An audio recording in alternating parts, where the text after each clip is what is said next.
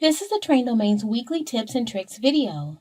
This week's tip is part 2 of inserting a video into a PowerPoint presentation.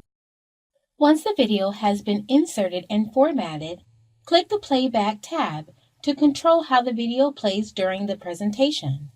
Notice you have options to bookmark and trim the video.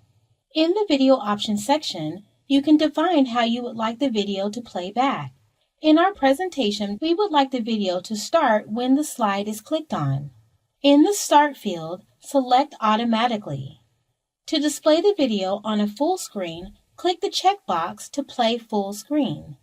Notice you can also hide while not playing, loop until stopped, rewind after playing, and insert captions. Let's observe how the video displays in the PowerPoint. Select the slide prior to the video. Select the Slideshow tab, then click From Current Slide. Click the mouse to move to the next slide. The video begins to automatically play in full screen mode.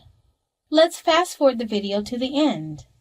Observe that once the video stops playing, the presentation defaults back to the slide. If you like this video, please hit that like button, share, and don't forget to follow us on our social media platforms for more tips and tricks videos from the Train Domain.